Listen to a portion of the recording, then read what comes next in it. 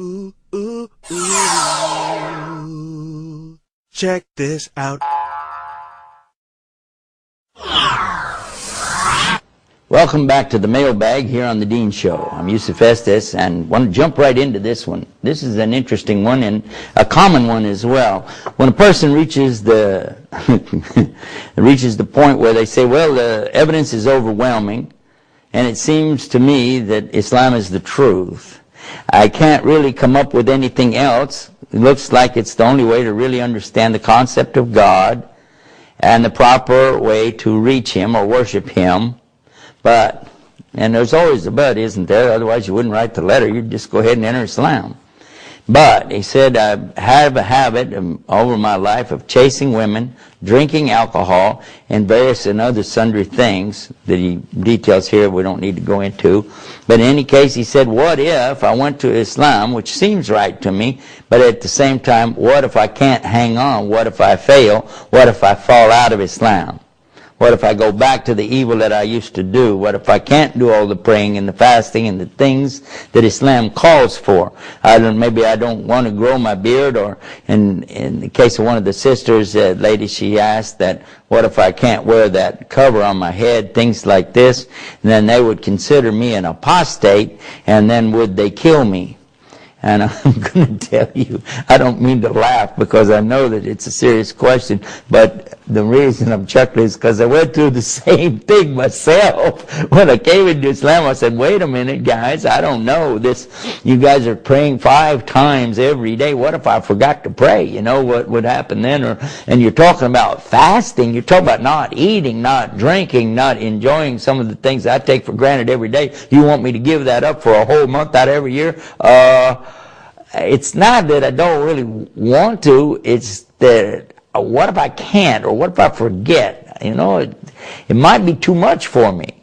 And so, and I also had heard that if you left Islam, they'd chop your head off. It was not funny. It was not funny when I heard it then, but it's funny now because I know good and well it's not true. But, you know, at the time, you know, I was hearing all these things. There were people all around me trying to tell me, oh, stay away from the Muslims, you're going to get a demon. Stay away from these Muslims because they're going to mess you up, they're going to do stuff to you, and blah, blah, blah. Terrorism, acts of, you know, suicide bombers, all the rest of it. Let me just put it real simple for you. It's very simple.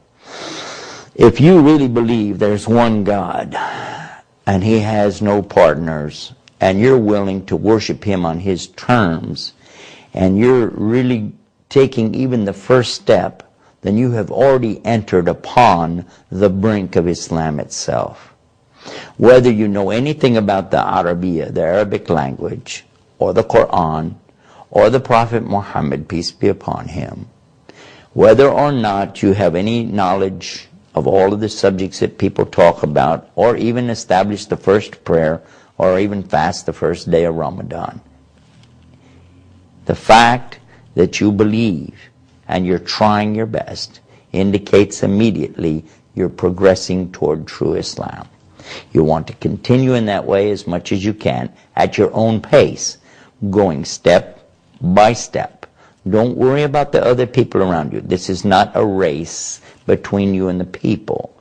This is something where you are making your own contact, your own hookup, connection with the Lord above. Let Him guide you, and then you move forward at a pace that you can handle. And if you do fall back, if you do slip, know that He forgives. He says that He can forgive anything, anything at all, except that you worship other than Him, that you establish some kind of partners with Him that is not there.